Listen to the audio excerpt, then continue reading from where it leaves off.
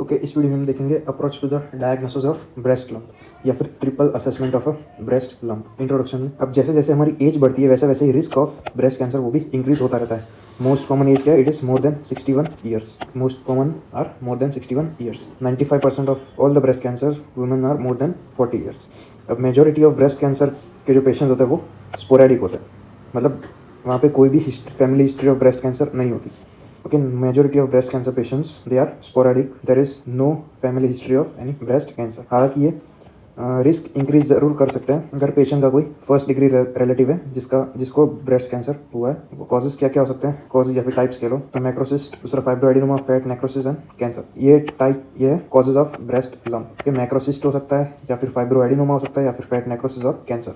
अब triple assessment currently it is the gold standard for diagnosing of breast lump. इसमें component कौन कौन से आते हैं? 3 कंपोनेंट आता है। एक क्लिनिकल असेसमेंट, दूसरा है इमेजिंग या फिर रेडियोलॉजिकल पार्ट, तीसरा है टिश्यू बायोप्सी। ओके, एक हो गया क्लिनिकल असेसमेंट, फिर है इमेजिंग और लास्ट है बायोप्सी, टिश्यू बायोप्सी। अब क्लिनिकल में क्या क्या इंक्लूड होता है? एक होती है हिस्ट्री, दूसरा फिजिकल एग्जामिनेशन, हिस्ट्री एंड दूसरा फिजिकल एग्जामिनेशन। इमेजिंग में मेनली यूएसजी एंड मेमोग्राफी और कोई कोई केसेस में एमआरआई। मेमोग्राफी क्या होता है? It is nothing but X ray of the breast. के इमेजिंग में USG, mammography and MRI. Biopsy में भी 3 टाइप होती है, true cut biopsy, core needle biopsy या फिर एक्सिशनल बायोप्सी। ये हम बाद में डिटेल में पढ़ेंगे। तो मेन कंपोनेंट 3 कंपोनेंट हो गए, clinical assessment, imaging and tissue biopsy. पहला क्लिनिकल असेसमेंट, उसमें पहला पार्ट था हिस्ट्री। हिस्ट्री में कौन कौन से पॉइंट्स रोल प्ले करते हैं कि ये chance of breast cancer increase होगा कि नहीं। तो एक हो गया एज, फिर personal history of breast cancer, past history of any breast biopsy, family history, recent trauma to the breast, pregnancy and lactation. ये सारे factors increase the risk of breast cancer या फिर कह सकते हैं ब्रेस्ट लंप। दूसरा part है physical examination.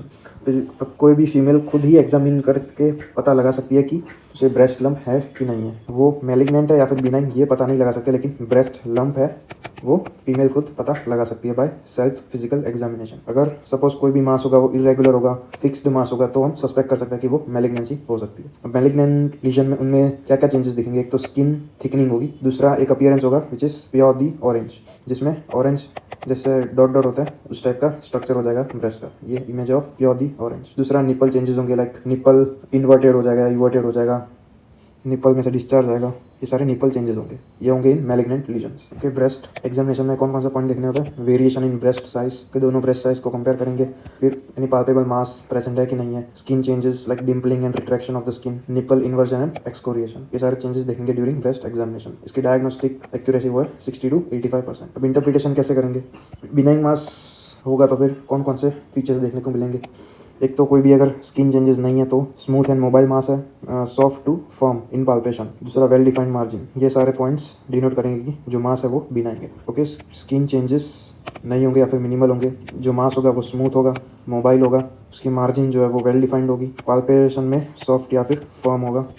ये पॉइंट्स डिनोट करेंगे कि इट इज़ अ बिनाइन मास। अब मैलिग्नेंट मास, जो मैलिग्नेंट मास होता है वो इसके ऑपोजिट हमें स्किन चेंजेस देखने को मिलेंगे, जो हमने देखे थे purely orange, dimpling and retraction of the skin. फिर जो मास होगा वो हार्ड होगा, इमोबाइल होगा, उसकी मार्जिन है वो इरेगुलर होगी या पुअरली डिफाइंड होगी। ये सारे डिनोट करेंगे कि इट इज़ मैलिग्नेंट मास।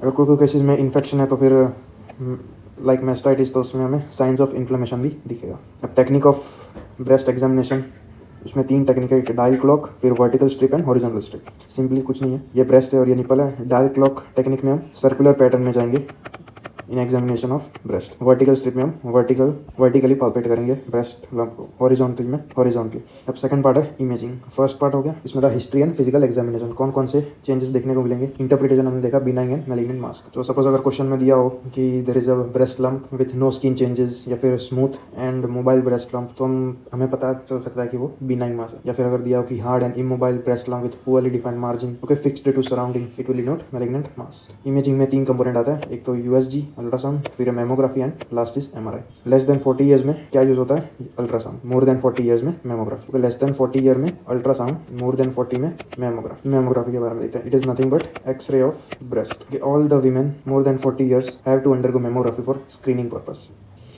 अब मोर देन 40 ईयर्स में हम मेमोग्राफी क्यों यूज़ करते हैं? क्योंकि मोर देन 40 ईयर्स की फीमेल जो होती है उनमें फैट ज़्यादा होता है इन द ब्रेस्ट। तो हम एक्सरे में फैट हमें कैसा दिखता है? ब्लैक। और अगर जो लंप होगा वो हमें वाइट दिखेगा। एक्सरे में अगर यंग पेशेंट में करेंगे तो ग्लैंडुलर टिश्यू जो होता है ब्रेस्ट का वो भी हमें वाइट दिखता है। तो फिर हम ग्लैंडुलर टिश्यू और लंप में डिफ्रेंशिएट नहीं कर पाएंगे इन यंग फीमेल, इसलिए यंग में मेमोग्राफी यूज़ नहीं करते, यंग में अल्ट्रासाउंड यूज़ करते हैं। ओल्ड एज में मेमोग्राफी यूज़ करता है क्योंकि फैट ज़्यादा होता है in the breast in more than 40 years of female. अब मेमोग्राफी में भी दो व्यूज़ होते हैं। एक क्या होता है क्रेनियोकॉर्डल, दूसरा होता है मीडियोलैटरल। क्रेनियोकॉर्डल में upper and lower part of the मतलब ऊपर से हम देखें इमेज ले सकते हैं ब्रेस्ट की, और मीडियोलैटरल में साइड से इमेज ले सकते हैं ब्रेस्ट की। ये दो व्यू हो गए, क्रेनियोकॉर्डल एंड मीडियोलैटरल। अब mammography it is a best screening method. Regular screening through mammography has caused 15 to 20% reduction in mortality. There should be annual mammography should be started at 40 years of age. तो regular screening करनी पड़ती है every year for female of 40 years of age. अब कौन कौन से cases में screening 35 year से स्टार्ट करनी होती है? अगर there is strong family history, there is risk of breast cancer is more than 20%। कि रिस्क असेसमेंट कैसे करते हैं वो बाद में देखते हैं कि ये दो अगर फैक्टर्स होंगे तो हमें स्क्रीनिंग स्टार्ट करेंगे बाय 35 ईयर्स ऑफ एज। अब 25 ईयर्स की एज में कब स्क्रीनिंग स्टार्ट करनी पड़ सकती है, कौन से केसेस में? तो अगर पेशेंट में BRCA म्यूटेशन प्रेजेंट है तो ओके, याद रखना BRCA म्यूटेशन। दूसरा, अगर जो पेशेंट है वो फर्स्ट डिग्री रिलेटिव है of person with BRCA mutation, मतलब जो पेशेंट का जो फीमेल का फर्स्ट डिग्री रिलेटिव है वो भी BRCA पॉजिटिव है या BRCA म्यूटेशन है, तब हम स्टार्ट करेंगे screening at 25 years of age. अब इतनी यंग एज में मेमोग्राफी यूज़ नहीं करते, पहले यूज़ करते हैं MRI के। तो 25 to 30 ईयर्स हम यूज़ करेंगे MRI for screening. After 30 years we switch to mammography if MRI is all clear. अगर ब्रेस्ट की डेंसिटी हाई है तभी then we will continue with MRI। ये है कोई image of benign and malignant lesion. जो मैंने पहले बताया था, जो बिनाइन लीजन्स होते हैं वो उनमें वेल डिफाइंड मार्जिन होती है, तो मार्जिन जो है वो वेल डिफाइंड है। अब there is a small halo around the lump या ब्रेस्ट बिनाइन मास, तो ये स्मॉल हेलो देख सकते हो वो प्रेजेंट होता है सराउंडिंग द मास। तीसरा, यहाँ पे मैक्रो कैल्सिफिकेशन देखने को मिलती है, मैक्रो कैल्सिफिकेशन देखने को मिलती है इन बिनाइन मास। मैलिग्नेंट में उल्टा, there is irregular margin. Okay, irregular margin होती है, माइक्रो कैल्सिफिकेशन देखने को मिलती है, दूसरा कोई भी हेलो देखने को नहीं मिलता।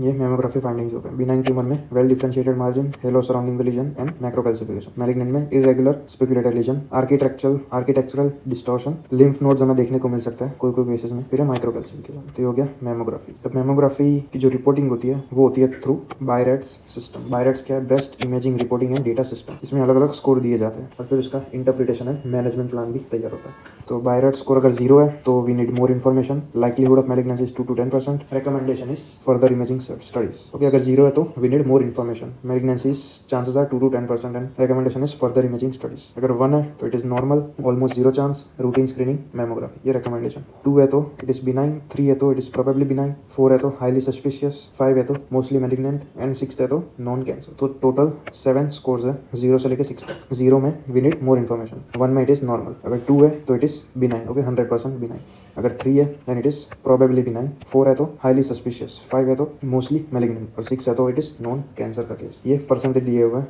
विच इंडिकेट्स लाइक्लीहुड ऑफ मैलिग्नेंसी। फिर रिकमेंडेशन में अगर बिनाइन है तब तक routine screening mammography, okay almost 0% chance of malignancy, तब recommendation is routine screening mammography, okay every year. लेकिन अगर प्रोबेबली बिनाइन है, स्कोर 3 हो गया, then the recommendation is short term follow up, which is every 6 month follow up लेना पड़ता है patient का। More than 4 is biopsy and 6 which is non cancer, उसमें ट्रीटमेंट ऑफ मैलिग्नेंसी। तो ये था बायरेट स्कोर। अब दूसरी इमेजिंग टेक्निक वो है ultrasound of the breast. Less than 40 years में हम करेंगे अल्ट्रासाउंड ऑफ द ब्रेस्ट। क्यों? क्योंकि लेस देन 40 ईयर्स में फैट जो होता है वो कम होता है और ग्लैंडुलर टिश्यू ज़्यादा होता है, density of breast tissue is more. Ultrasound में मेनली क्यों यूज होता है? To differentiate between solid and cystic lesion. Solid and cystic lesion ultrasound हम करेंगे to differentiate solid versus cystic lesion. दूसरा, any pregnant female with pregnancy, उसमें भी करेंगे अल्ट्रासाउंड, या फिर यंग फीमेल जो हमने बताया पहले लेस देन 40 ईयर्स। तो ये 3 केसेस में हम करेंगे ultrasound. Here to differentiate between solid and cystic lesion, any pregnant female with breast lump and less than 40 years of age की फीमेल। इंटरप्रिटेशन दिया हुआ है, अगर सॉलिड हुआ तो क्या करेंगे हम, अगर सिस्टिक हुआ तो क्या करेंगे। अब सपोज अगर सिस्टिक में सिंपल ब्रेस्ट लंप है तो हम सिर्फ फॉलोअप लेंगे और एस्पिरेट कर देंगे, लेकिन अगर कॉम्प्लेक्स है तो फिर हम बायोप्सी लेंगे। ऐसे वैसे ही अगर सॉलिड हुआ और वो सस्पिशियस है ऑफ मैलिग्नेंसी तो हम बायोप्सी लेंगे, अगर प्रोबेबली बिनाइन है तो बायोप्सी लेंगे प्लस फॉलोअप। इधर अल्ट्रासाउंड लास्ट है वो है MRI। अब MRI is investigation of choice in patient with breast implant. तो जो भी पेशेंट में ब्रेस्ट इम्प्लांट हुआ होता है उनमें इन्वेस्टिगेशन ऑफ चॉइस है विच इज MRI स्कैन। अब एक लिंग्विनी साइन होता है on which is seen on MRI, जो क्या होता है ये intracapsular rupture of the breast implant, intracapsular rupture of breast implant, ये क्या रखना। दूसरा, MRI helps in differentiating between multifocal and multi centric lesion. Multifocal मतलब एक ही ब्रेस्ट क्वाड्रेंट में बहुत सारे लंप हो गए हो तो या लीजन हो। मल्टी सेंट्रिक मतलब बहुत सारे क्वाड्रेंट में लीजन प्रेजेंट हो। तो most sensitive investigation for ductal cell DCIS, ductal cell in situ carcinoma, वो है MRI। दूसरा, सस्पेक्टेड डक्टल लीजन मतलब डक्टल कार्सिनोमा हो तो investigation of choice is MRI। Screening for young high risk patient, जो मैंने पहले बताया था। अगर 25 ईयर से स्क्रीनिंग स्टार्ट करनी हो तो हम यूज़ करेंगे MRI। Indications of first degree relative of patient with BRCA mutation, female who does not want to get tested, patient with BRCA mutation, Li Fraumeni syndrome and high history of high radiation exposure. Okay, अब third part देखते हैं, breast aspiration and biopsy. Mainly 3 method से होता है। एक है FNAC which is fine needle aspiration cytology, दूसरा है कोर नीडल बायोप्सी और तीसरा है एक्सिशनल बायोप्सी। सबसे पहले देखते हैं फाइन नीडल एस्पिरेशन साइटोलॉजी के बारे में। अब इसमें कुछ होता नहीं है, सिंपल, ये एक OPD प्रोसीजर है। इसमें क्या करते हैं, एक नीडल इंजेक्ट करते हैं जहाँ पे हम सस्पेक्ट कर रहे हैं कि यहाँ पे ब्रेस्ट लंप है या फिर ब्रेस्ट मास होगा। ये हम नीडल इंजेक्ट करते हैं। इंजेक्ट करने के बाद हम एक्सट्रैक्ट करते हैं स्मॉल पोर्शन ऑफ ब्रेस्ट मास और दूसरे सेल्स, वो एक्सट्रैक्ट करते हैं और फिर इंटरप्रेट करते हैं कि लीजन मैलिग्नेंट है, बिनाइन है वो। अब इसके एडवांटेज क्या है कि it is a fast and easy way to perform. It can be done in OPD as well. It can distinguish between benign and malignant lesion. Third is it can be used for evaluating the axillary lymph nodes.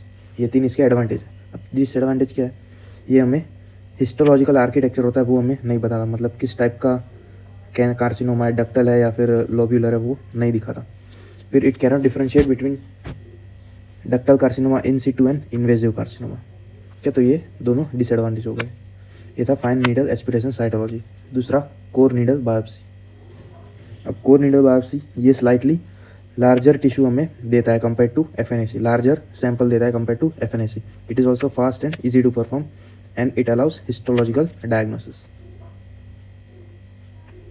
Third is excisional biopsy. इसमें हम entire breast मास, okay, वही हम पूरा exercise कर देते हैं और फिर उसे हिस्टोलॉजिकल डायग्नोसिस के लिए भेजते हैं। It is an invasive technique and it is the gold standard for diagnosis of breast lump. Okay, gold standard for diagnosis of breast lump which is excisional biopsy, जिसमें हम एंटायर ब्रेस्ट मास ही remove कर देते हैं। तो कोई कोई case में तो ये ट्रीटमेंट भी हो जाती है क्योंकि हमने पूरा ब्रेस्ट मास रिमूव कर ही लिया है और फिर उसके बाद हम हिस्टोलॉजिकल डायग्नोसिस के लिए भेजते हैं। अब अगर शॉर्ट में पूरा समरी देनी हो तो हम क्या देंगे, कोई भी palpable mass in women's breast is potentially serious lesion, कि वो एक सीरियस लीजन हो सकता है। All palpable lesion require evaluation. Triple assessment is the one of the most effective strategy in the management of breast lump. अब first step क्या होगा हमारा, to confirm the presence of discrete mass, जो हम करेंगे by physical examination and by history taking to confirm the presence of discrete mass. फिर second step है हमारा distinguish simple cyst from solid lesion, ये हम करेंगे by USG। Okay, differentiate from simple cyst and solid lesion. अगर simple cyst होगी तो हम सिंपली उसे एस्पिरेट कर देंगे, एस्पिरेट टू ड्राइनेस। जब तक वो पूरा ड्राई नहीं हो जाता तब तक हम उसे एस्पिरेट कर देंगे और फर्दर कोई भी ट्रीटमेंट रिक्वायर नहीं है। ये अगर सिंपल सिस्ट हुई तो। अगर पैथोलॉजिकल सिस्ट हुई then it requires surgical excision. दूसरा, अगर सॉलिड लीजन हुआ it requires firm diagnosis and histological examination. अगर बिनाइन सॉलिड लीजन हुआ then it can be manage expectantly by regular follow up and regular screening. अगर malignant lesion हुआ तो फिर हम मल्टी डिसिप्लिनरी टीम को ये रेफर कर देंगे फॉर मैनेजमेंट, जिसमें रेडियोथेरेपी, कीमोथेरेपी, सर्जिकल एक्सिशन, बहुत सारे स्टेप्स इन्वॉल्व होंगे। तो ये था मैनेजमेंट ऑफ ब्रेस्ट लंप।